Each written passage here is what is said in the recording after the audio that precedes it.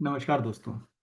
सहायक संचालक ग्रामोद्योग का जो एग्ज़ाम है अभी 14 जुलाई को, इसमें पार्ट बी में सबको ज़्यादा प्रॉब्लम्स हैं। तो इसके दो वीडियो ऑलरेडी मैं यूट्यूब पे बना चुका हूँ पहले। आज की जो क्लास है वो यूनिट 5 से रिलेटेड है, किस तरह के क्वेश्चंस आपको पंच किए जा सकते हैं उसके बारे में हम डिस्कशन करेंगे।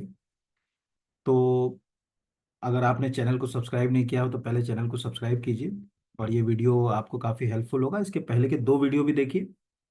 अगर किसी को लगता है कि इसका कोर्स तो एक बहुत ही मतलब नॉमिनल, उसमें हमने एक पार्ट बी की मैंने इंपॉर्टेंट इंपॉर्टेंट पूरे जो टॉपिक्स है वो मैं पढ़ा रहा हूँ अभी। लगभग 35 के आसपास क्लासेस, 30-35 के क्लासेस ऐप पे है, और पार्ट बी का पूरा एक बकायदा आपको टेस्ट सीरीज भी है। हर यूनिट का एक टेस्ट है, और 5 फुल लेंथ टेस्ट भी होंगे जो अभी जुलाई फर्स्ट वीक में हो जाएंगे आपके। उसमें किस तरह के क्वेश्चंस होंगे, किस नेचर से मैं पढ़ा रहा हूँ, वो आपको ये वीडियो समझा देगा।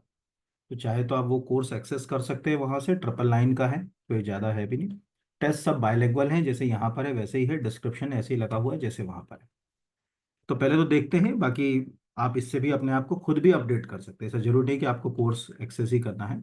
अगर आपको लग रहा है कि आप खुद इस तरह से तैयारी कर सकते हैं अपने स्तर पर, तो ये तरीका भी है, मैं बता रहा हूँ कि क्या करना है। तो पहला क्वेश्चन हमारा है, मतलब सबसे पहले तो मैं आपको ले चलूँ कि सिलेबस में हम जो है यूनिट 5 है, जिसमें हमको हस्तशिल्प हथकरघा के क्षेत्र में पुरस्कार, उत्सव, मेले, ठीक है, हस्तशिल्प से जुड़े हुए इंस्टीट्यूशंस और कुछ व्यक्तित्व के बारे में बात करना है। अब किस तरह के क्वेश्चंस बन सकते हैं उसी के लिए मैं आपको यहाँ पर लाया। जैसे पहला क्वेश्चन आपको दिख रहा होगा, शिल्प गुरु पुरस्कार के संबंध में, क्योंकि देखो हैंडलूम और हैंडीक्राफ्ट इंडस्ट्री में ये बहुत इंपॉर्टेंट पुरस्कार, नेशनल लेवल के अवार्ड्स होते हैं।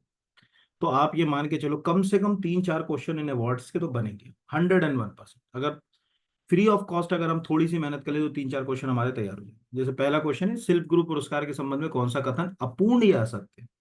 अपूर्ण इसलिए बोल रहा हूँ क्योंकि स्टेटमेंट ठीक नहीं लिखा है, वो भी क्वेश्चन में आ सकता है। पहला, इस पुरस्कार की शुरुआत ईयर 2002 में की गई, बिल्कुल सही। 2018-19 में मध्य प्रदेश के किसी शिल्पकार को इस पुरस्कार से सम्मानित नहीं किया गया, ये भी सही। आवेदक भारत का नागरिक होना चाहिए, ये गलत। और आवेदक की आयु 50 वर्ष से कम होनी चाहिए, उसके पास शिल्प में कम से कम 20 वर्ष का अनुभव होना चाहिए। अब आप कहोगे कि ये तो बिल्कुल सही है, applicant must be the citizen of India, लेकिन ये अपूर्ण है। क्यों अपूर्ण है? तो पहले तो जैसे ये अवार्ड है, देखिए अगर आप स्क्रीन पे जाए तो अभी इसीलिए ये आएगा, और ये जनरल एग्जाम्स में भी आ सकता है आपको क्वेश्चन, क्योंकि 2022 में 2017, 18 और 19 के अवार्ड डिक्लेयर हुए। 30 लोगों को शिल्प गुरु अवार्ड मिला, क्योंकि हर साल 10 लोगों को मिलता है। और 78 अगर कहा जाए नेशनल लेवल के अवार्ड जो है वो दिए गए यहाँ पर। इनमें 36 जो है वो महिलाओं को पुरस्कार जो है वो मिले। ये एक बेसिक सी बात है। अब प्रश्न यहाँ पर जो दिया हुआ है लिस्ट है, अगर हम यहाँ इसका इंग्लिश वाला देखें तो इस तरह के अवार्ड्स एग्जैक्टली टेक्निकली अवार्ड सब शुरू हो चुके थे 65 में। The national award is being started in 1965। But ये शिल्प गुरु वाला जो अवार्ड है, ये अवार्ड जो है वो, क्योंकि सबसे बड़ा अवार्ड है, 2002 में शुरू हुआ। लिखा हुआ the award was started in 2002 celebrate the golden jubilee of, ठीक है, बाकी जो है वो हैंडीक्राफ्ट का मतलब गोल्डन जुबली के अवसर पर हमने ये पुरस्कार शुरू किया। इसलिए किसी भी एग्जाम के लिए काम का आ सकता है। अब पहले तो देखें कि एक एक को अपन देखें। जैसे पहला जो लिखा हुआ है कि 2002 में शुरू हुआ, हमने क्वेश्चन में लिया, ये बिल्कुल सही है। हस्तशिल्प और हथकरघा के जो है वो गोल्डन जुबली ईयर से जुड़ा हुआ है। ये क्वेश्चन आप खुद अपने स्तर पर चाहोगे तो याद कर सकते हो। मतलब ये कि भाई भारत में हस्तशिल्प के पुनरुत्थान की स्वर्ण जयंती मनाने के अवसर पर शुरू किया गया। दूसरा, उसके अंदर जो है वो हमने डाला है क्वेश्चन कि 18-19 में मध्य प्रदेश के किसी शिल्पकार को इसके सम्मानित नहीं किया गया। तो टेक्निकली अगर हम इस अवार्ड की यहाँ ये नीचे जाएं, हर साल 10 को मिल रहा है, तो ये 2017 की लिस्ट जाए, यहाँ अगर हम देखें तो 17 में मोहम्मद यूसुफ खत्री, ऑलमोस्ट सब जानते हैं, कोई ऐसा नहीं है कि जो नहीं जानता हो कि बाघ प्रिंट को एग्जैक्टली खत्री फैमिली ने ही पहचान दिलाई।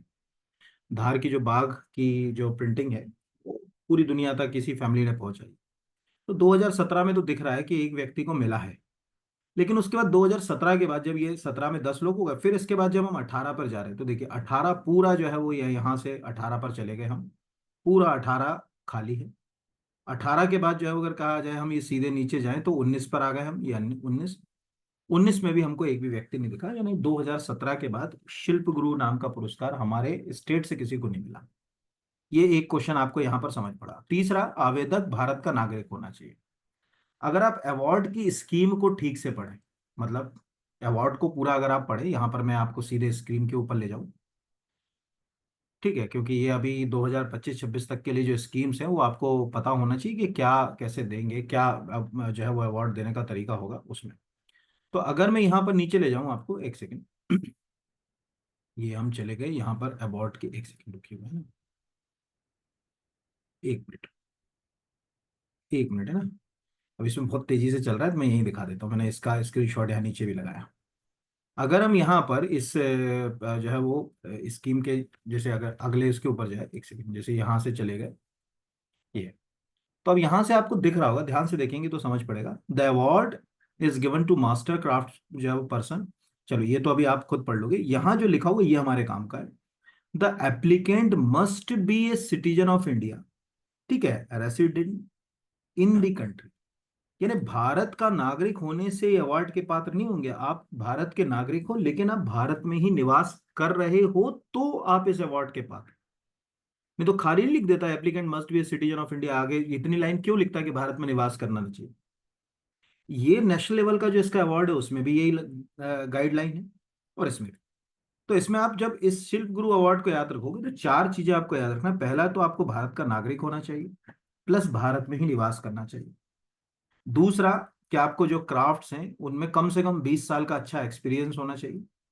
तीसरा, कि इसमें आपको क्या मिलेगा, तो 2 लाख रुपए तो मिल रहे हैं, लेकिन इसके अलावा आपको एक गोल्ड कॉइन कॉइन मिल रहा है, शॉल मिल रही है, सर्टिफिकेट मिल रहा है, यानी ये इसके साथ, क्योंकि ये भी आपको पूछा जाएगा, क्योंकि क्या मिल रहा है भाई, गोल्ड कॉइन मिल रहा है, कि जो सिल्वर कॉइन मिल रहा है, कि कॉपर कॉइन मिल रहा है, कि गोल्ड की मूर्ति मिल रही है, कि जो है वो किसी शिल्प से संबंधित कोई मूर्ति मिल रही है, ये क्या हम साथ में दे रहे हैं वो है ये। क्योंकि जनरली हम किसी अवार्ड को देखते हैं तो उसमें गोल्ड कॉइन वर्ड नहीं आता, क्या यार गोल्ड कॉइन भी सामने हम देंगे। जैसे हम देखते हैं कि जब ज्ञानपीठ पुरस्कार मिलता है तो वाग देवी की प्रतिमा मिलती है उसमें, यही जो धार में राजा भोज के समय का जो वाग देवी वाला मंदिर था, इसकी जो वाग देवी की प्रतिमा जो है वो मिलती है। तो इस तरह से जो है वो ये बात समझ में आती है कि एक अवार्ड जब आप पढ़े तो उसकी पूरी गाइडलाइन को आपको करना है तैयार, प्लस ये जो 30 लोग हैं इनको आपको याद करना पड़ेगा। क्यों करना पड़ेगा, क्योंकि अगर आप सिलेबस को ध्यान से देखेंगे, ये यहाँ पर मैं आपको सिलेबस पे ले जाता हूँ, ये तो सिलेबस में लिखा है, यहाँ पर अगर कहा जाए कि पुरस्कार, और लिखा हुआ है मध्य प्रदेश के प्रमुख शिल्पकार व्यक्ति, तो ऐसा मत समझना कि मध्य प्रदेश से ही काम चले जाए, है ना। सिलेबस को केवल मध्य प्रदेश पढ़ लिया तो उन्होंने कहा मध्य प्रदेश से बाहर का पूछेगा नहीं, आपको ऑल ओवर इंडिया से भी जो है अगर कहा जाए जोड़ना चाहिए, प्लस अपने राज्य के आसपास जो लोग हैं उनसे प्रश्न को जोड़ना जो है वो आना चाहिए। और चूंकि अवार्ड में कहीं मध्य प्रदेश नहीं लिखा है, इसलिए जिनको मिला है उनके बारे में आपको पता हो तो ज्यादा बेहतर। तो पहला क्वेश्चन आपको समझ पड़ गया होगा कि कैसे वो अधूरापन था उसमें। दूसरा है, शिल्प कला के क्षेत्र में दिए गए राष्ट्रीय पुरस्कारों के संबंध में कौन सा सही सुमेलित नहीं है। अब यहां पर आपको दिख रहा है कि एग्जैक्टली जब हम नेशनल अवार्ड्स की बात करते हैं, ये जो है वो अगर ये तो शिल्प गुरु हो गए, और अगर हम यहाँ नीचे नेशनल अवार्ड्स पे जाएं, ये स्क्रीन के ऊपर ही है, तो इसके नीचे ये यहाँ से नेशनल अवार्ड की लिस्ट आ रही है, जो ये बकायदा बकायदा पूरी लंबी। अब आप कहोगे सर क्या हम इतनी बड़ी नेशनल अवार्ड की पूरी लिस्ट याद कर ले, कि भाई लगातार जो अभी 3 साल यानी 17, 18, 19 के लिए जिन 78 लोगों को ये अवार्ड दिए गए याद करें, नहीं। बट कोशिश करो मध्य प्रदेश से, जैसे वेस्ट बंगाल वाला याद नहीं करो तो चल जाएगा, मध्य प्रदेश से लगा हुआ वो बेल्ट जहां की कलाएं मध्य प्रदेश से जुड़ी हुई हैं, उनको आपको जो है वो याद करना पड़ेगा। जैसे अगर हम प्रश्न पे चले जाएं, अब हम प्रश्न के ऊपर चले गए, जैसे लिखा है खत्री नसीरा बेन जय फजाए टाई एंड डाई, हमारे यहाँ टाई एंड डाई बहुत होती है, कपड़े को हम बांध लेते हैं कई जगह से और फिर उसको रंग में डुबो कर निकालते हैं, तो इसको टाई एंड डाई जो है वो बंधनी भी बोलते हैं इसको कला। दूसरा, प्रदीप झारिया तारापुर हैंड ब्लॉक प्रिंट रटा होना चाहिए आपको, क्योंकि प्रदीप झारिया जो हैं वो मध्य प्रदेश के नीमच के हैं, और तारापुर जो है वो अपने नंदना प्रिंट्स के लिए पूरी दुनिया में जानी है, पूरी दुनिया में बहुत फेमस है, मतलब यहाँ से बाहर भी जाता है वो पूरा कपड़ा। राकेश कुमार जो है वो महाराणा थेवा ज्वेलरी, अब ये गलत है।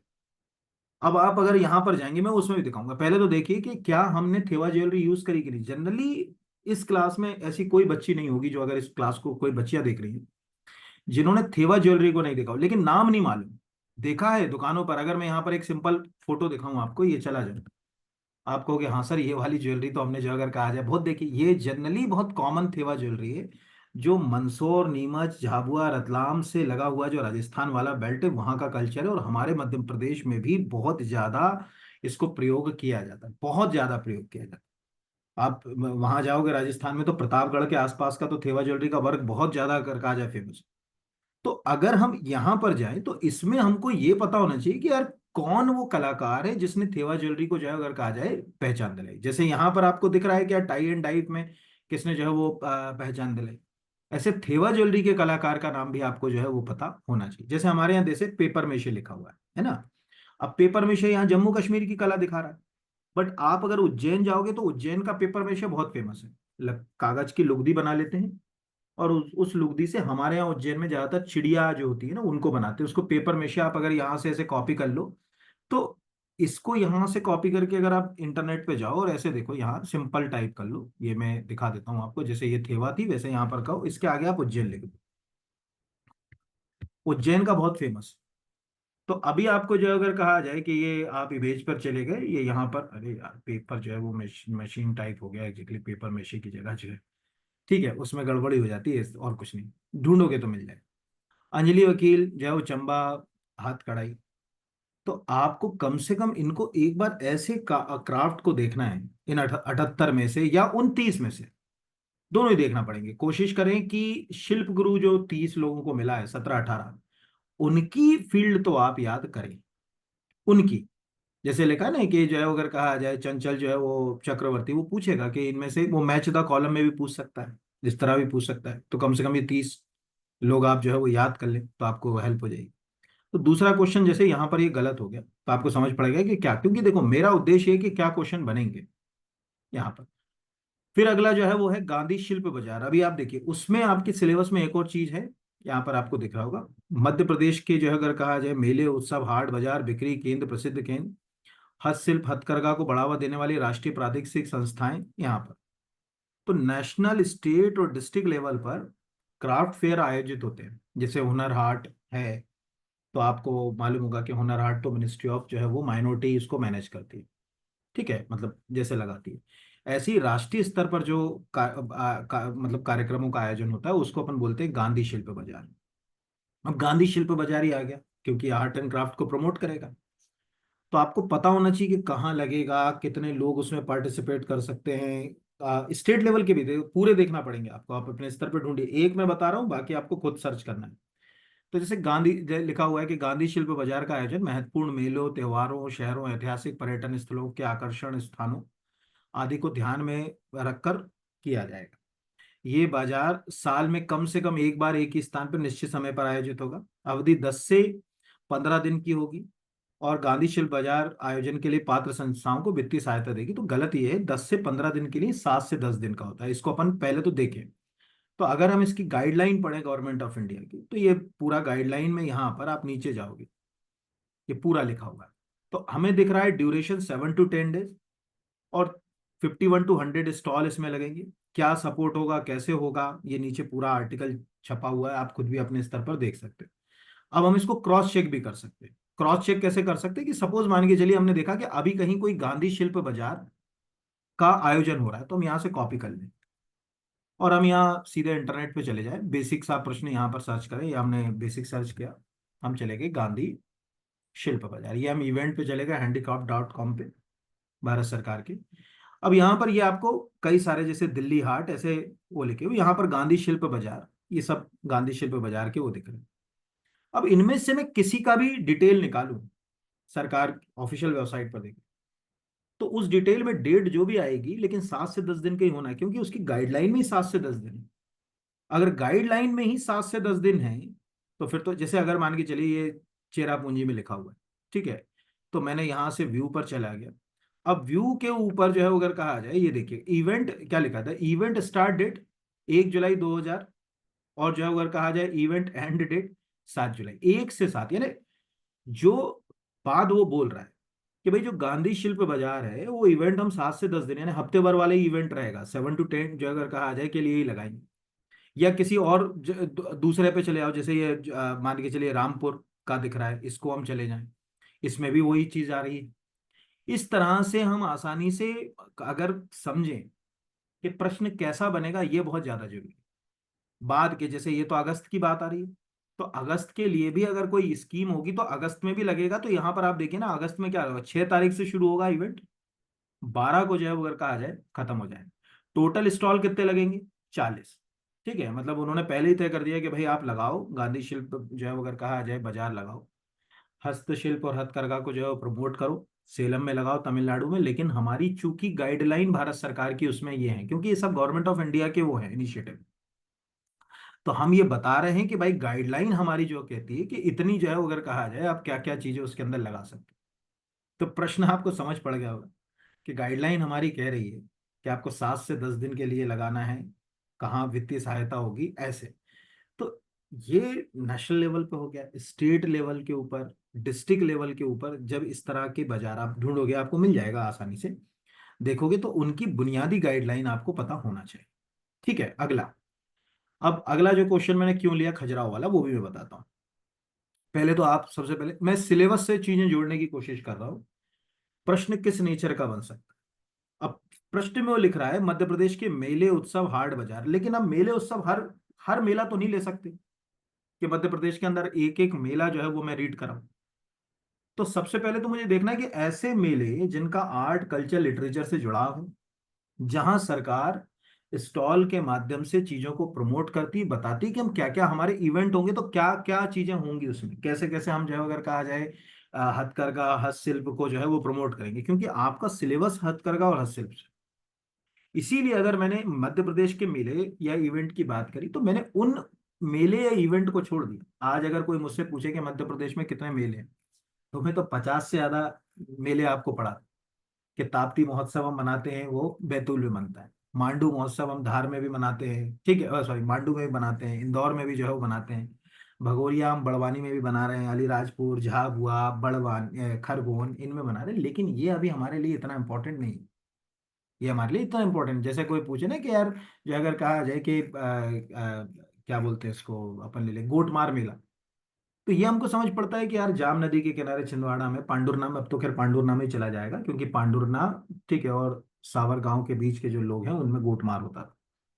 ये हमारे लिए अब इतना इंपॉर्टेंट नहीं है, लेकिन हमारे लिए खजुराहो नृत्य सम्मेलन, कालिदास, क्योंकि इसमें दुनिया भर से लोग आते हैं और हम हमारी कला संस्कृति को जो है वो अगर कहा जाए लोगों तक पहुंचाने का काम करते हैं। तो जो प्रश्न बनेंगे वो ऐसे बनेंगे, जैसे अब यहाँ पर दिया कि 50वें करंट से भी जोड़ना पड़ेगा, 50वें खजुराहो नृत्य महोत्सव 2024 में कितनी कथक नृत्यांगनाओं के द्वारा कथक कर Guinness book of the world record बनाए? तो 1484।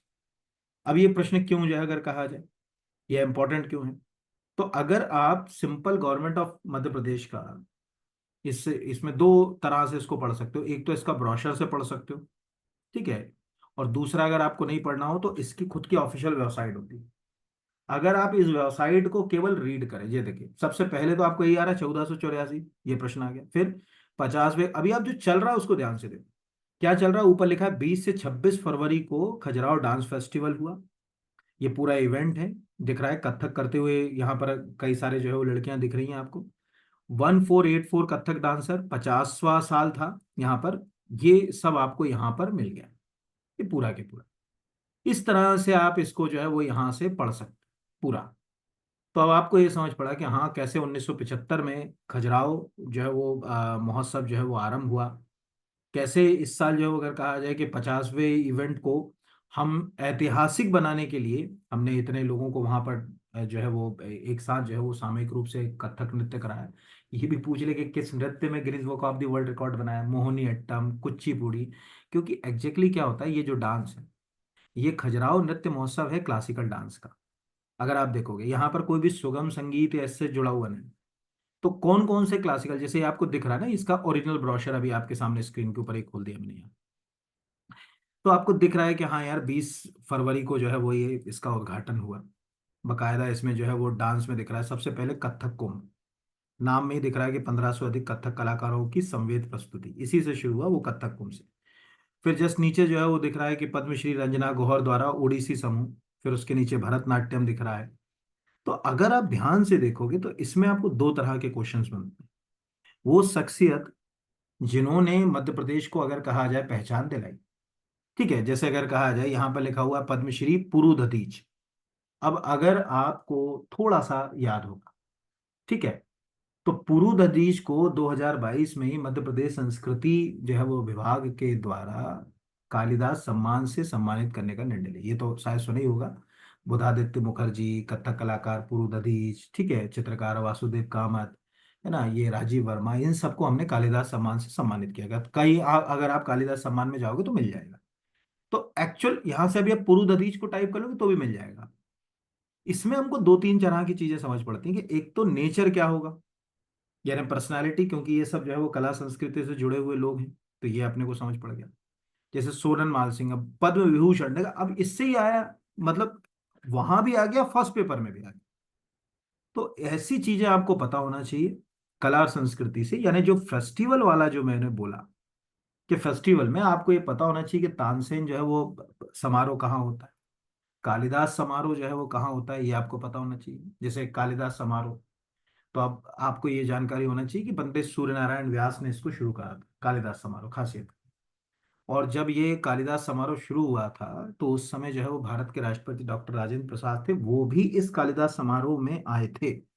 अगर आप ऑफिशियल वेबसाइट फॉलो करोगे तो उस पर भी ये चीज लिखी हुई आपको मिल जाएगी। तो ये एक चीज तो जो है वो आपको ये याद रखना है यहाँ पर। फिर अगला जैसे है लोक रंग, है ना। अब लोक रंग में क्यों आ सकता है, क्योंकि सिलेबस में वो उन बाजार मेलों हाटों की बात पूछ रहा है जहां पर आप कला संस्कृति में हस्तशिल्प और हथकरघा के प्रोडक्ट को प्रमोट करेंगे। ठीक है, हस्तशिल्प और हथकरघा के प्रोडक्ट को प्रमोट करेंगे। जैसे सिंपल सी लॉजिक है, क्या प्रमोट करेंगे भाई, जैसे मान के चलिए कोई मुखौटा कला है तो उसको लेकर आएंगे। ठीक है, बाग की जो अगर कहा जाए किसी ने बाग में कोई काम कर रखा है, यानी बाग चित्र पेंटिंग्स के ऊपर, तो वहाँ की बनी हुई या तो वो शॉल के ऊपर होगा, चादरों के ऊपर होगा, कुर्ते के ऊपर होगा, वो लेके आएंगे। महेश्वरी की साड़ी, चंदेरी की साड़ी, बार सिवनी की साड़ी, गोंड पेंटिंग। ठीक है, यानी जो जीआई में जा चुके वो कहाँ पर कैसे आप बेचोगे उनको, कैसे आम जनमानस तक पहुंचाओगे, ये सब इवेंट्स उसके लिए ये पूछेगा वो। जैसे लोक रंग, अब लोक रंग का आयोजन जनवरी में भोपाल में किया जाता है, बिल्कुल सही। लोक रंग महोत्सव के तहत शिल्प मेलों का आयोजन होता है, ये भी सही। लोक रंग महोत्सव में जनजातीय कला संस्कृति उत्सव व्यंजन प्रदर्शित किए जाते हैं, मतलब आप वहां पर इवेंट्स में म्यूजिक भी देखोगे, डांस भी देखोगे, अलग अलग स्टेट के फूड्स भी देखोगे। और जो अगर कहा जाए लोक रंग महोत्सव में देशांतर के तहत मध्य प्रदेश और अन्य राज्य के जनजातीय लोक नृत्यों का प्रदर्शन किया जाता है, ये गलत है। अब आपको ये क्यों गलत है, तो मैंने यहाँ पर एक ऑफिशियली आपको पीआई जो मध्य प्रदेश जनसंपर्क का ये लगाया। अब ये लिखा है लोक रंग, क्या लिख रहा है, लोक रंग के अंतर्गत 27 जनवरी से प्रतिदिन 2 बजे आंचलिक गायन में बुंदेली, कछियाई गायन, मध्य प्रदेश में हरबोला गायन, महाराष्ट्र की प्रस्तुतियां होंगी। 28 को बस्तेवा गायन, निमाड़ी गायन, ये सब जो है वो लिखा हुआ है। इससे सिद्ध है कि भाई लोक रंग का आयोजन 26 जनवरी जो होता है हमारा गणतंत्र दिवस, उसके दूसरे दिन से या उस दिन से ही होता है, शाम से ही कई बार तो जो है वो इवेंट हो जाता है। तो जनवरी में होता है ये अपने को फिक्स है, यहाँ पर भोपाल में होता है ये भी फिक्स है। दो उसमें नीचे लिखे हुए हैं धरोहर और देशांतर। अब वो लिख रहा है कि धरोहर में मध्य प्रदेश और अन्य राज्यों के जनजातीय और लोक नृत्यों का प्रदर्शन किया जाएगा, वहीं देशांतर में विदेशी संस्कृति कला रूपों के संगीत नृत्यों की प्रस्तुति होंगी। धरोहर में इस बार मध्य प्रदेश सहित 14 राज्यों के नृत्य की प्रस्तुति दी जाएगी, जिसमें Madhya Pradesh dash dash dash ये है। देशांतर में ब्राजील, अर्जेंटीना, बुल्गारिया के सांस्कृतिक दल आएंगे। और उसके साथ इसमें क्या होगा, शिल्प मेला भी आयोजित होगा। तो आपको समझ पड़ गया होगा यार लोक रंग आने की संभावना क्यों जरूरी है। लिख लाए कि लोक रंग में विविध प्रकार के शिल्प मेलों की एक विशिष्ट पहचान है। इस बार पारंपरिक शिल्पों द्वारा शिल्प मेलों की पारंपरिक शिल्पों की बिक्री का प्रदर्शन किया जाएगा अकॉर्डिंग टू जनसंपर्क। तो हम सोचें कि भाई मैं जो है वो अगर कहा जाए कि उसने लिख दिया कि फेयर वाले यानी मेले और उत्सव, तो मैं सिंहस्थ का करूं तो वो आपको पढ़ना पड़ेगा, क्योंकि सिंहस्थ में भी बहुत सारे जो है वो लोग जो है वो चीजें खरीदते हैं, तो वहां भी हम अपनी कला संस्कृति को प्रदर्शित कर सकते हैं। तो ऐसे मेले या ऐसे उत्सवों को ढूंढें जिनमें आप अपनी लोक संस्कृति को प्रदर्शित कर रहे हो। जैसे संत संगा जी का मेला लगता है खंडवा में, निमाड़ के कवि शरद पूर्णिमा पर, उसको देखोगे तो आपको निमाड़ का कल्चर समझने का मौका जो है वो मिलेगा, निमाड़ का कल्चर। जैसे मैं नर्मदापुरम का हूँ, तो हमारे होशंगाबाद में फरवरी मार्च के बीच में एक रामजी बाबा का मेला लगता है। रामजी बाबा का समाधि स्थल है वहां पे। तो उस मेले के आसपास मेला ही लगता है पूरा, तो वहां पर अपने आसपास के जैसे बुदनी के लकड़ी के खिलौने वहां स्टॉल लगते हैं। ठीक है, मतलब जो बुदनी है हमारा सीहोर जिले का, वो अपने लकड़ी के खिलौनों के लिए फेमस है, उसके स्टॉल लगते हैं। होशंगाबाद में आप मालाखेड़ी के आसपास जाओ, वहां पर आजकल जो है वो रेशम का काम होने लगा, तो वो रेशम की साड़ियों का बिक्री केंद्र। इस तरह से आपको चीजें समझ पड़ती है कि यार क्या चीजें पूछी जा सकती है, या किस तरह के, जैसे ग्वालियर का व्यापार मेला 1905 में जब शुरू हुआ, यूं तो वो पहचान बना गया वाहनों के लिए आज। ठीक है, सबसे ज्यादा वाहन बिक्री वहीं से होती थी। बट उसके अलावा आपको पूरे मध्य प्रदेश की कला संस्कृति से भी ग्वालियर के मेले से जो है वो अगर कहा जाए मतलब जुड़ने का मौका मिले। तो इस तरह से आप दो तरह से मेले याद कीजिए, ऐसे कीजिए कि फर्स्ट पेपर में भी काम आ जाए, सेकंड में भी काम आ जाए। फर्स्ट में जैसे सोडलपुर का मेला कहाँ लगता है, तो हरदा में लगता है। ठीक है, उसको कान्हा बाबा का मेला भी जो है अगर कहा जाए, कहा जाता है। या अगर कोई पूछे कि भाई तेजा जी का मेला कहाँ लगता है, तो मध्य प्रदेश के गुना के भामबाड़ में लगता है तेजा जी का मेला, ये हमको। नागा जी का मेला कहाँ लगता है, तो मुरैना में लगता है। ठीक है। या आप पन्ना चले जाओ, वहाँ प्राणनाथ जी का मंदिर है, उस प्राणनाथ जी मंदिर कैंपस में हर समय जो है वो सरस समैया मेला लगता है। ये कुछ मेले आप पार्ट वन के लिए याद करिए। और दूसरे मेले जहां पर आपको इस तरह के इवेंट्स देखने को मिलेंगे, वो पार्ट टू के हिसाब से आप जो है याद कीजिए। ठीक है, दोनों के हिसाब से। फिर नाफेड, अब मैं बार बार ये बता रहा हूँ कि मैं क्यों ले रहा हूँ उसको, तो अभी अपन नाफेड को समझ लें कि आपके सिलेबस में उसने दिया कि ट्राइबल इंडिया, नाफेड, मृगनयनी, इतनों से काम नहीं चलेगा, और भी इंस्टीट्यूशंस पढ़ने पड़ेंगे इससे मिलते जुलते। इन्होंने तो कुछ दे दिया, जैसे नाफेड दिया, ट्राइफेड भी पढ़ना पड़ेगा तुमको, क्योंकि ट्राइबल प्रोडक्ट को प्रमोट करने में ट्राइफेड का बहुत बड़ा। नाफेड जनरली तो इसको नाफेड की जगह ट्राइफेड देना, ये जो लिखने वाला है, क्योंकि जो है वो नाफेड उतना काम नहीं करता जो है वो जनजातीय हस्तशिल्प के लिए जितना ट्राइफेड करता है। क्योंकि जो ट्राइबल बेल्ट के अंदर जितना भी हस्तशिल्प, जैसे मध्य प्रदेश के अंदर अगर अपन बैतूल चले जाए, तो बैतूल में ढोकरा कला है, बहुत फेमस है ढोकरा कला। या डिंडोरी के आसपास चले जाए तो डिंडोरी की गोंड पेंटिंग। इनको अगर मुझे खरीदना है, तो मुझे ट्राइफेड की वेबसाइट से खरीद सकता हूँ, या ट्राइफेड के जो शोरूम्स हैं भारत में, tribal cooperative marketing federation of India, उससे। पर उसने यहाँ इस लाइन में नहीं डाला, तो थोड़ा सा गड़बड़। ये डालना था, हाँ, ट्राइब्स इंडिया नाम से उसने डाल दिया उसको, जो है वो दूसरे तरीके से। तो इनके बारे में बुनियादी बातें जैसे मैंने अभी आपको बताया कि भाई ट्राइफेड मैंने बोला, तो आपको पता होना चाहिए कि यार ट्राइफेड कहाँ है, ट्राइफेड का फुल फॉर्म जरूर याद रखिए। ट्राइफेड की स्थापना, जैसे कोई पूछे ट्राइफेड कब बना, तो 1987 में बना।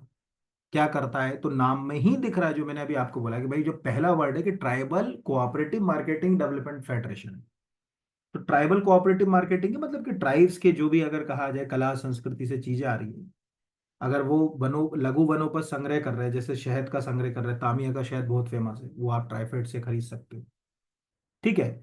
गोंड पेंटिंग, ठीक है, बहुत फेमस है, वो आप खरीद सकते हो। नंदना प्रिंट चले आओ, नीमच का, वो भी भील जनजाति से जुड़ा हुआ है वो प्रिंट पूरा, वो आप वहां से खरीद सकते हो। ढोकरा कला, ठीक है, अगर आप डिंडोरी के आसपास चले जाओगे तो वहाँ ढोकरा, ये अगरिया ट्राइब का लोह शिल्प, ये सब आप ले सकते हो। तो वो नाफेड लिखा, तो मैंने नाफेड तो बता ही रहा हूँ, बट ट्राइफेड भी आपको इस तरह से जो है वो चीजों को रीड करना आना चाहिए, क्या पूछ सकता है। तो नाफेड में कौन सा फॉल्स है, पहला तो नाफेड की स्थापना 2 अक्टूबर 1958 को की गई, बिल्कुल सही। नाफेड किसानों को लाभ पहुंचाने के लिए सरकारी विपणन एजेंसी के रूप में काम करता है, ये भी सही। नाफेड केवल केंद्रीय विपणन संघ ही शामिल है, ये गलत। नाफेड कृषि वानिकी उपज के लिए सबसे बड़ा खरीद और विपणन एजेंसी, ये सही। अब गलत क्यों है तीसरा, क्योंकि जब आपने एक एजेंसी बनाई जो पूरे देश को जोड़ेगी, तो आप वहां तुक्का भी लगाएंगे तो आप केंद्र तक नहीं जाएंगे। तो जैसे नाफेड की ऑफिशियल वेबसाइट से मैंने लिया, यानी सबसे एडवांस जो अभी प्रतिवेदन है नाफेड का, वही प्रतिवेदन से मैं आपको सुना रहा हूँ। ठीक है, अब आप सोचो कि 150 पेज का प्रतिवेदन आप पढ़ लो तो कठिन। वो बता रहा है कि यार नाफेड के अंदर जो बकायदा यह है, राज्य स्तरीय सहयोग भी है, प्राथमिक सहकारी विपणन समितियां भी हैं, ये भी। ऐसे नाफेड का एक स्ट्रक्चर है।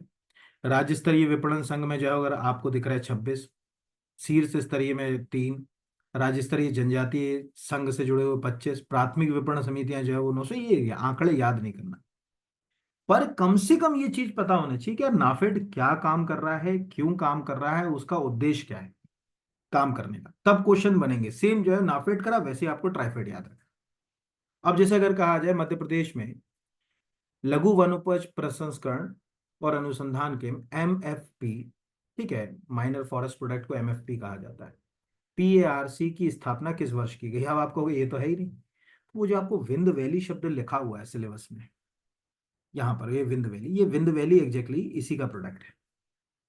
ठीक है, 2002-3 में सरकार को लगा कि यार कम से कम हमको हमारे जो ट्राइबल कम्युनिटी के जो प्रोडक्ट है, जनजातियों की जो कला संस्कृति है, हमारा जो हस्तशिल्प है, हथकरघा उद्योग है, इनके जो प्रोडक्ट्स हैं, इनमें से कुछ ऐसे प्रोडक्ट है जो सब तक आ सकते हैं। मोस्टली अगर कहा आ जाए जो लघु वनोपज और उससे जुड़े हुए, क्योंकि उसमें माइनर फॉरेस्ट प्रोडक्ट का बहुत है। तो हमने विंद वैली, नाम में ही दिख रहा है विंद वैली, जो है वो लेकर आए। तो 2002-3 में लेकर आए। कैसे काम करता है? तो एक प्रेस रिलीज में आपको दिखा रहा हूँ, यहाँ पर स्क्रीन के ऊपर सामने नोटिफिकेशन है। ये आपको क्यों दिखा रहा हूँ? पहला तो जैसे दिख रहा है कि MFP पार्क। अब आपको यही पूछ लिया कि MFP पार्क कहाँ है, या लघु वनोपज प्रसंस्करण एवं अनुसंधान केंद्र MFP पार्क कहाँ है? तो ये लिखा हुआ है भोपाल में। अब क्या काम कर रहा है? तो लिख रहा है कि आयुर्वेद एवं हर्बल उत्पादों के निर्माण कार्य में प्रयुक्त होने वाली कच्ची सामग्री, यानी क्यों इसको चाहिए। तभी आपको समझ पड़ा यार, आयुर्वेद से भी, जैसे संजीवनी आयुर्वेद आपने सुना होगा, यहीं भोपाल में तुलसी नगर के पास उसका एक केंद्र भी है।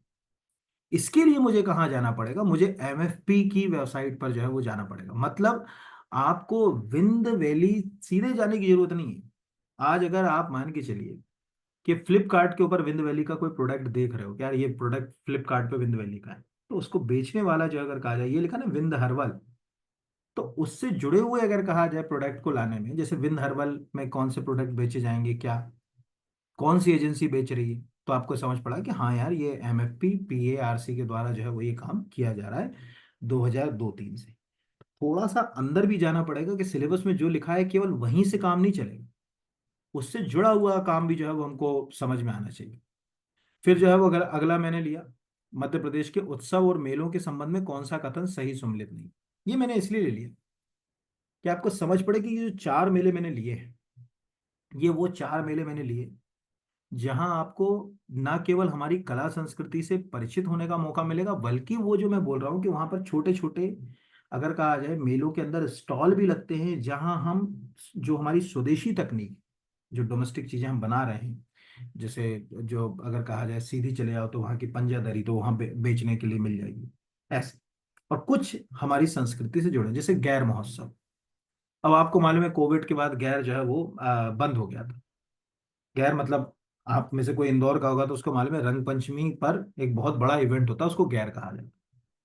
और इसको जो है अगर कहा जाए उज्जैन के, सॉरी, इंदौर के गैर को सरकार चाह रही है कि यूनेस्को में शामिल करे। जैसे अभी PSC का प्री हुआ था, तो उसमें जो है वो ग्वालियर जो है वो म्यूजिकल सिटी का जो क्वेश्चन आया था, तो वो पंडित राव वाला क्वेश्चन क्यों पूछा था? वो लिंक करके पूछा, अगर आप लिंक करते तो आंसर तक चले जाते। तो जैसे यहाँ इसको सिंपल देखें कि ये क्यों हमारी कला संस्कृति से जुड़ा है, तो अगर हम यहाँ पर एक सिंपल कीवर्ड टाइप करें, इंदौर का गैर महोत्सव, ये हमने सिंपल टाइप किया, तो हमें कई सारे जो है वो आर्टिकल मिल गए। पहला लिखा रंग पंचमी, इंदौर में रंग पंचमी का उत्सव जिसे रंगों त्योहार, ठीक है, ऐतिहासिक लिखा हुआ है नीचे दूसरी लाइन में, इसका अपना एक ऐतिहासिक महत्व है, ये यहाँ पर। अब ये लिखा कि इंदौर के गैर में शामिल CM मोहन यादव ढोल नगाड़ों पर झूमा।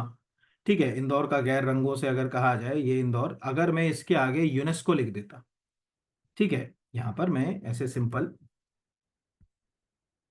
यूनेस्को की स्पेलिंग नहीं होती, लेकिन यूनेस्को टाइप करने के लिए हिंदी में कैसे बोलूंगा उसके लिए मैं, इसलिए नहीं तो तुम सोचोगे यूनेस्को की स्पेलिंग करके, इंदौर के गैर महोत्सव को यूनेस्को में शामिल करना, ये मैंने कीवर्ड टाइप किया। क्यों किया आपको बताऊं, क्योंकि अभी सरकार चाह रही है कि हमारी ये कला उसमें चले। अब ये इंदौर का ही एक खबर आपको दिख रहा है ना, रंग पंचमी पर इंदौर में निकलने वाली पारंपरिक गैर को यूनेस्को में शामिल कराने के लिए विगत वर्षों से लगातार प्रयास किए जा रहे हैं। जिला प्रशासन द्वारा विगत वर्ष गैर को यूनेस्को की सांस्कृतिक धरोहर में दर्ज कराने का प्रस्ताव भेजा गया, नीचे यहाँ पर। तो ये नीचे लिखा हुआ है 2023 का, क्या रंगों का उत्सव होने वाली इंदौरी गैर यूनेस्को में शामिल। तो प्रश्न कहाँ से आएंगे? पूरे मेले याद कर लिए 50, उससे नहीं होगा। वो मेले या वो इवेंट जो चर्चित है, जैसे अगर कहा जाए टेपा सम्मेलन, तो टेपा सम्मेलन बहुत फेमस है, ठीक है, यहाँ पर इसको मूर्खों का सम्मेलन भी बोलते हैं, क्योंकि इसमें एक तो एक्चुअल क्या है, कविता पाठ वगैरह होता है, और इसमें लोग जो है वो अगर कहा जाए कि फूहड़ से गेटअप में जो है वो आते हैं। हालांकि ये हास्यप्रद मनोरंजक है, और कई मंत्री नेता भी इसमें जो है वो टेपा में जो है वो शामिल होते हैं, और वहां पर बिल्कुल मतलब ऐसा जो है अगर कहा जाए, ये कॉन्फ्रेंस गलत हो गया, सम्मेलन ही करना है ना, वो गलती से मेरे लिखवाने के समय कॉन्फ्रेंस लिखा गया होगा। टेपा सम्मेलन ही याद रखें। तो यहाँ पर अगर आप ध्यान से देखोगे, कुछ इमेजेस पे जाओगे, तो ये मूर्ख दिवस पर होता है। इसमें सब लोग का जो गेटअप होता है वो बिल्कुल फूहड़ गेटअप में आते हैं। ये लिखा हुआ है टेपा, उज्जैन का प्रसिद्ध। कल, कल मतलब 31 मार्च का है, यानी 1 तारीख को, तो ये अंतर्राष्ट्रीय मूर्ख दिवस। टेपा में होगा हंसी का हंगामा। ये हमारी धरोहर है। 50 साल से लगातार ये सम्मेलन होता चला। तो कोई ऐसा इवेंट जो हम कई सौ सालों से कर रहे हो, कई वर्षों से कर रहे हो, उनसे प्रश्न बनने की संभावना ज्यादा रहती, क्योंकि वो संस्कृति का हिस्सा है। तो जैसे नागलवाड़ी का मेला बड़ा फेमस है। जब आप बड़वानी जाओगे तो वहां तो ये इतना है, क्योंकि वहां अच्छा, इस नागलवाड़ी में आप इसको इसको देखने के लिए आप बड़वानी की वेबसाइट पर जा सकते। ठीक है, जैसे अगर आप जाओगे तो ये आप चले गए, ये बड़वानी डिस्ट्रिक्ट की वेबसाइट। तो बड़वानी की जब ये डिस्ट्रिक्ट वेबसाइट, क्योंकि डिस्ट्रिक्ट वेबसाइट से बहुत क्वेश्चन आते हैं, तो ये जैसे यहाँ पर पर्यटन स्थल पर जाओगे, तो आप जब यहाँ जाओगे तो ये पर्यटन स्थल में नागलवाड़ी। अब ये नागलवाड़ी जो है अगर कहा जाए, एक तो यहाँ पर बहुत ही फेमस, ये आपको दिख रहा होगा, नागलवाड़ी भीलड़ देव का मंदिर है, जनजातीय संस्कृति में बहुत इंपॉर्टेंट है, सतपुड़ा रेंज के ऊपर। इस जगह पर एक मेला लगता है, बहुत ही हिस्टोरिकल जो है वो मेला है, बहुत ही हिस्टोरिकल। तो जैसे वो क्वेश्चन, मतलब इस तरह के ही क्वेश्चन जो है वो आपको एग्जाम में जो है वो पूछे जाते हैं। कोई और क्वेश्चन नहीं आते। अब तो एक तो डिस्ट्रिक्ट की वेबसाइट भी आप लोग थोड़ा थोड़ा फॉलो करने की आदत डालिए। जब तक आप नहीं डालोगे तो आपको जो है वो दिक्कत आएगी। हमेशा ये याद रखिए, जैसे सिंपल सा लॉजिक है, ये धार डिस्ट्रिक्ट की वेबसाइट, डिस्ट्रिक्ट की वेबसाइट फॉलो करने का क्या मतलब? क्योंकि जब आप डिस्ट्रिक्ट वेबसाइट को अपने स्तर पर पाओगे, जैसे ये अभी क्वेश्चन आपको ये वाला आया था पीएससी प्री में, तो ये क्यों आया था? क्योंकि डिस्ट्रिक्ट की वेबसाइट से उसने जो है वो क्वेश्चन को उठाया। बहुत ही हिस्टोरिकल जो है वो, कोई टेम्पल, कोई इवेंट, कोई जगह, कोई फेस्टिवल अगर हिस्टोरिकल हो, तो वो इतिहास में जो है वो प्रश्न का जो है अगर कहा जाए कि प्रश्न जो है वो बन सकता है। तो यहाँ हमको दिख रहा है कि जो मेले फेस्टिवल वाले क्वेश्चन है, उसमें आपको कौन कौन से फेस्टिवल से याद रखना है जो बहुत ज्यादा चर्चा में हैं। वो प्रश्न जो है वो आपको जो है वो पूछे जाएंगे, जितने भी जो है वो, किसी भी आप जिस जगह से संबंध रखते हो वहां से जो भी मेले वगैरह है, वो आप धीरे धीरे करके तैयार कर लोगे, मुझे पूरा विश्वास है। तो इस पे इस तरह से क्वेश्चन बनेगा। सेम जो है वो मैंने मध्य प्रदेश के दतिया जिले में सेवड़ा नदी के किनारे सनकुआ का मेला लगता है, बहुत फेमस। ये बेसिक इसलिए लिया बताने के लिए कि पूरे थोड़े याद कर लोगे क्या आएगा। अगला है जनजातीय लोक एवं पारंपरिक कलाओं में महिला कलाकारों के लिए 1996 में शुरू किए गए राष्ट्रीय देवी अहिल्याबाई सम्मान में सर्वप्रथम किस कलाकार को सम्मानित किया गया? अब ये मैंने क्यों लिया? अब वो हस्तशिल्प और हथकर जो है अगर कहा जाए हस्तकला से संबंधित पुरस्कारों की बात कर रहे हैं। नेशनल लेवल पर तो हम अवार्ड दे ही रहे हैं, चाहे हम जो है अगर कहा जाए शिल्प गुरु पुरस्कार दे रहे हो, चाहे वो हम राष्ट्रीय पुरस्कार दे रहे हो। लेकिन इसके अलावा मध्य प्रदेश में भी अगर आप नेशनल लेवल पे देखोगे और स्टेट लेवल पे, स्टेट लेवल पर हम देते हैं शिखर सम्मान, और नेशनल लेवल पर हम देते हैं दो सम्मान, एक तुलसी और एक जो है वो देवी अहिल्याबाई। इसके लिए आपको जाना है। तो अगर यहां पर मैंने प्रश्न क्या पूछा है, प्रश्न पहले देख लीजिए। इसमें प्रश्न पूछा है कि पहली बार किसको दिया? तीजन भाई। अब आप में से कोई ऐसा तो होगा नहीं जिसको ये ना मालूम हो कि पडवानी जो गायन है, महाभारत की जो पांडवों की कथा है, अब तो रामायण की कथाओं का भी पाठ होने लगा उसमें, उनको दुनिया भर में एक अलग तरह की नृत्य नाटिका से प्रस्तुत करा, अगर कहा जाए तीजन बाई ने। बहुत तारक, मतलब वो एक मंच के ऊपर हाथ में एक तंबूरा लेकर जो है वो स्टोरी सुनाती हैं, पीछे बैठा हुआ अगर कहा जाए ट्रुप उसमें बजाता है और एक हुकारा भरता है उसमें। तो तीजन बाई को ये मिला था। अब ये प्रश्न क्यों है यहां पर? चलो तीजन बाई का नाम किसी ने ना सुना, हम थोड़ी देर के लिए मान लें, पर भूरी बाई का नाम तो सुना है।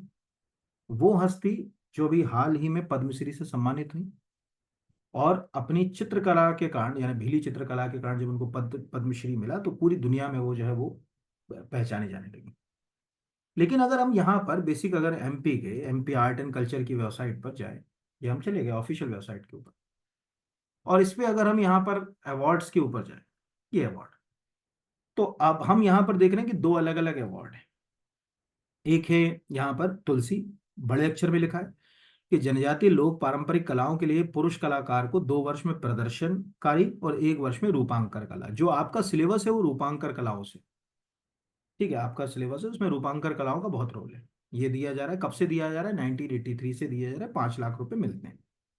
अब चूंकि जो मैंने पूछा वो मैं बता रहा हूँ अभी, बाकी तो ऊपर वाला भी आप रीड करोगे तो खुद पढ़ सकते हो। देवी अहिल्याबाई सम्मान, अभी मैंने क्लिक किया तो देवी अहिल्याबाई सम्मान जब 96 में दिख रहा है तो हमें समझ पड़ रहा है यार पहला तीजन बाई को मिला, चलो ठीक है भूल गए। पर यहाँ आपको एक नई अनोखी सी चीज पता चल रही है। वो नई अनोखी चीज है कि यार 1998 में ही भूरी बाई को यह अवार्ड मिल चुका है। तो भूरी बाई जो अगर कहा जाए कि बहुत फेमस है इस समय, 20 साल पहले ये अवार्ड जो है ले चुकी। तो यहाँ जो आपको जो ये नाम दिख रहे हैं जैसे शांतिबाई मरावी, तो आपसे कोई पूछे कि गुदरा इनमें से कौन गुदरा चित्रकार है, तो शांतिबाई मरावी। इनमें से कौन जो है अगर कहा जाए लोक शैली के चित्र बनाते हैं, तो कृष्ण वर्मा। ठीक है। जो है अगर कहा जाए कि संजू बघेल का संबंध किससे है, तो ये जो अगर कहा जाए आला से। इन सब को जो अभी 21 के लिए इनको मिला। तो ऐसे क्वेश्चंस भी जो है वो आपको जो है वो पंच करेगा, मतलब इसमें जो है वो इस तरह के क्वेश्चंस भी पूछे जा सकते हैं, खासकर हमारे राज्य के। और राज्य में फिर इसके अलावा जो है वो शिखर सम्मान जो आपको तैयार करना है, क्योंकि शिखर सम्मान के ऊपर भी क्वेश्चन जो आएंगे, तो ये राज्य स्तरीय शिखर सम्मान। तो पूरे थोड़ी करना है कि साहित्य के लिए आपको याद करना है ये रूपांकर कला वाला। तो 1980 से हम जो रूपांकर कलाओं के लिए दे रहे हैं, तो कौन से ऐसे, क्योंकि राज्य स्तरीय तो हमारे राज्य से मिलेगा। राज्य स्तरीय मतलब नेशनल लेवल के हैं, तो हम किसी को भी दे सकते हैं। जैसे तीजन भाई, अब उनका तो संबंध छत्तीसगढ़ से, तो हम दे तो सकते हैं, लेकिन स्टेट लेवल पे तो राज्य शिखर मतलब स्टेट लेवल की व्यक्ति को मिल रहा है। तो यहाँ अगर हम राज्य शिखर सम्मान के ऊपर जाते, तो ये कुछ अभी हाल फिलहाल के दिख रहे, तो इसमें ज्यादातर अगर कहा जाए आपको वो लोग मिलेंगे जो हमारे यहाँ हैं या हमारे यहाँ से कहीं बाहर जाके रहने लगे हैं। जैसे ये आपको दिख रहा है। अब आप कहोगे यहाँ पर राज्य स्तरीय शिखर सम्मान, एक दो नाम मैं आपको ऐसे बताता हूँ, आप कहोगे अच्छा इनको शिखर सम्मान मिल जाए। इस क्लास में कौन ऐसा है जिसने भगवती लाल राजपुरोहित का नाम ना सुना। अब देखिए 2021 में आप शिखर सम्मान से उनको सम्मानित कर चुके संस्कृत साहित्य के लिए। और अगर भगवती लाल यहाँ टाइप कर दूं, भगवती लाल राजपुरोहित, अब ऐसा कोई क्लास में बच्चा नहीं होगा जिसको इनका नाम ना पता हो। क्यों? क्यों इनको उनको पद्मश्री से सम्मानित किया। ये लिखा हुआ है डॉक्टर भगवती लाल, ये अभी जनवरी का इसी साल का। कोका जन्म धार में चंदोड़िया में 2 नवंबर 1943 को हुआ, ये यहाँ पर धार के। ठीक है, पद्मश्री से सम्मानित। आपको लग रहा है ये व्यक्ति को अभी पद्मश्री मिल रहा है, लेकिन अगर शिखर सम्मान अगर आपने देखा होगा, तो आपको मतलब आपके सिलेबस के हिसाब से बात कर रहा हूँ मैं, बाकी के लिए नहीं बोल रहा हूँ। तो वो समझ पड़ता है यार लिटरेचर से जुड़ा हुआ। तो ऐसे कुछ चीजें, प्रश्न कैसे बनेंगे वो आपको समझ पड़ गया होगा कि नेचर क्या होगा एग्जाम का। तो ये नेचर में मैंने इसीलिए ये क्वेश्चन जो है वो लिया था, या नीचे मैंने लगवा भी दिया। फिर अगला जो है वो अगर कहा जाए कि मध्य प्रदेश में शिल्पकारों और बुनकरों को विपणन सहायता देने के लिए मध्य प्रदेश लघु उद्योग निगम द्वारा संचालित 37 एम्पोरियम में से कितने एम्पोरियम प्रदेश के बाहर स्थित है। तो इसका जो है वो आंसर है 13।